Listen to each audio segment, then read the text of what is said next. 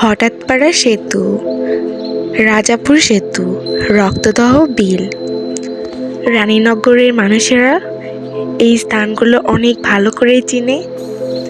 আসসালামু আলাইকুম সবাইকে, আমার পেজের আরও একটি ভ্লগে আপনাদের সবাইকে স্বাগতম। তো আজকে দুপুরে ভাত ঘুমের পরে মনে হলো যাই একটু কোথাও ঘুরে আসি। তো গ্রামে থাকার একটি ডিসঅ্যাডভান্টেজ হচ্ছে হাতের কাছে মানে বাড়ির কাছে কোনো বিনোদন কেন্দ্র, পার্ক কিছুই পাবেন না। তো আমাদের এই বাড়ির কাছে ছোট্ট একটি বিনোদন কেন্দ্র তৈরি হয়েছে নতুন। গ্রামের মানুষ তো খুব সহজ সরল হয়, তারা ছোট কিছুকে অনেক বেশি মনে করে। তো এই ছোট্ট জায়গাটাতে অনেক ভিড়, তাও আবার শুক্রবার বিকাল। বিড়াল ছানা দুইটির আবদার যে ঘুরতে নিয়ে যেতে হবে পার্কে। পার্কে যেতে না পারলেও এখানে এসে তারা যথেষ্ট খুশি হয়েছে, অনেক আনন্দ করেছে, দৌড়াদৌড়ি লাফালাফি। আসলে ছোট বাচ্চাদের এই মাঝে সাঝে ঘুরতে নিয়ে যাওয়া, পার্কে নিয়ে যাওয়া, বাসার বাইরে নিয়ে যাওয়া, এটা খুবই প্রয়োজনীয়। তাদের পাশাপাশি ছোটদের পাশাপাশি বড়দেরও মন ফ্রেশ হয়ে যায়। তো ছোট এই পিচ্চি দুটাকে নিয়ে আমরা গিয়েছিলাম হঠাৎপাড়া সেতুর কাছে পাখি পল্লী। এটা নতুন হয়েছে, এখানে আগে তেমন কিছুই ছিল না। আমরা অনেক এসেছি ছোট থাকতে। এখানে শুধু বিল ছিল, কিন্তু এই বিলে অনেক পাখি হয়।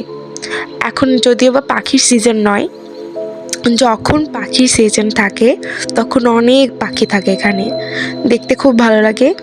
অনেকে পাখি শিকার করে। গ্রামের মধ্যে তেমন কোনো রেস্ট্রিকশন নাই যে পাখি শিকার করা হবে না এসে আরও কিছু, কিন্তু এখন আবার এটা একটা বিনোদন স্পট হয়ে গিয়েছে। এই কারণে হয়তো আর পাখি শিকার করা সম্ভব হবে না। এটা অনেক ভালো, আমাদের প্রাকৃতিক পরিবেশের জন্য অনেক ভালো একটি মেসেজ। যাই হোক, তো আমরা এই যে সিঁড়ি দিয়ে নিচে নেমে যাচ্ছি, এখানে ছোটোখাটো কিছু কাজ বাকি আছে, তেমন কিছুই না, শুধু একটি রাস্তার মতো করে রাখছে। দুই পাশে বিল, অনেক সুন্দর প্রাকৃতিক পরিবেশ, ছোটোখাটো এই ধরনের স্ট্রাকচার তৈরি করে রাখছে। তো যাই হোক, বাচ্চারা এতে অনেক খুশি। আর রুশদি তো চলে গিয়েছে মাছের সাথে ছবি তুলবে, তার পিছে পিছে আরেকটা বিড়াল ছানাও গেল ছবি তুলবে। তো এদের ছবি তোলাতুলি শেষ হোক, আমরা ততক্ষণ ঘুরে আসি ওইদিকে, দেখি কি আছে এই পাখিপল্লী মৎস্য খামারে।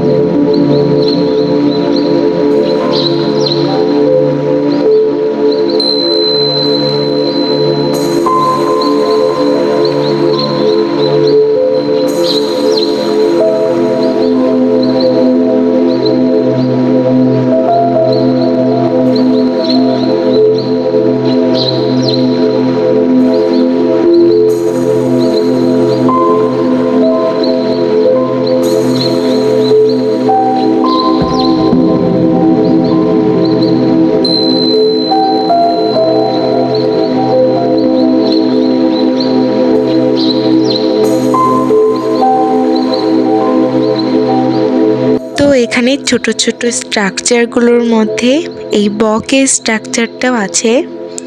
বক একটি গাছের উপরে দাঁড়িয়ে আছে। আমাদের রুশদি বাবু এখানে কি যেন পড়ালেখা করছে, আসুন আমরা শুনি কি পড়ছে। গ্রামীণ গ্রামীণ মাদ্রাসা মাদ্রাসাই গ্রামীণ মাদ্রাসা গাছ গাছ। আচ্ছা, তাহলে এটা কি? ছোট্ট brilliant student mister Ahmed Rushdie কি সুন্দর করে বানান করলো। তার জন্য সবাই দোয়া করবেন।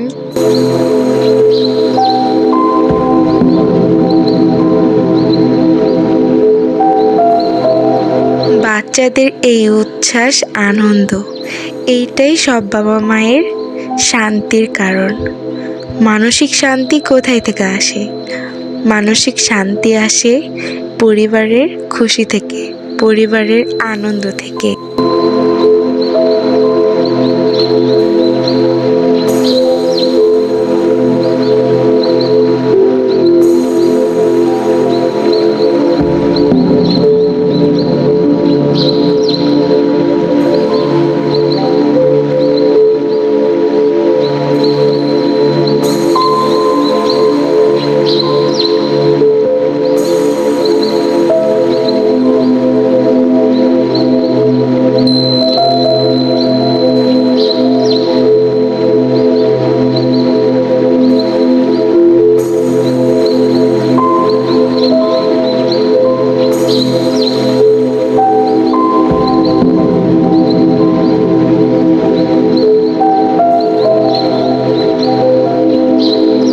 তো এই পর্যায়ে এসে আমি খেয়াল করলাম এখানে প্রতিটি গাছে গাছে একটি করে হাঁড়ি বাঁধা, মাটির হাঁড়ি। তো মাটির হাঁড়ি কেন বাঁধা হয়েছে এই প্রশ্নটি করতে আমার হাজবেন্ড বলল এইটা পাখিদের খাবার রাখার জন্য একটি ব্যবস্থা করে দেওয়া হয়েছে। আর কিছু মানুষ বলল এইটা পাখিদের থাকার জন্য ব্যবস্থা করে দেওয়া হয়েছে। জানি না সঠিক কোনটা, যেটাই হোক পাখিদের জন্য এত চিন্তা, এত ফ্যাসিলিটি, এটা আসলেই অনেক ভালো।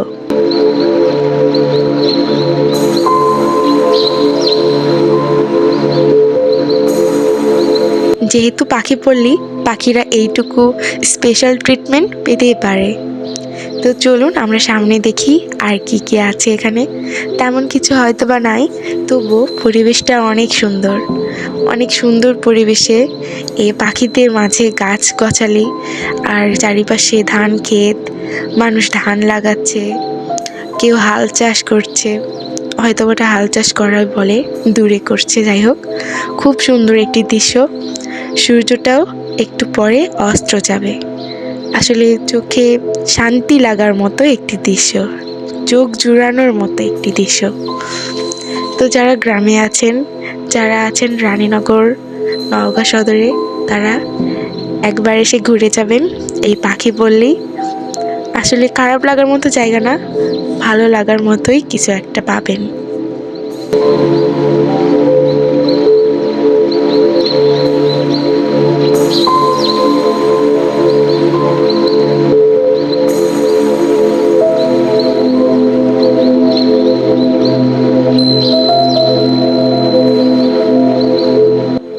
এখন বিদায়ের পালা। সবাই ভালো থাকবেন, সুস্থ থাকবেন, সাবধানে থাকবেন আর পরিবেশের মাঝে থাকবেন। পরিবেশকে ভালোবাসতে শিখুন, পরিবেশের মাঝে নিজেদেরকে মানিয়ে নিতে শিখুন। আসসালামু আলাইকুম, আল্লাহ হাফেজ।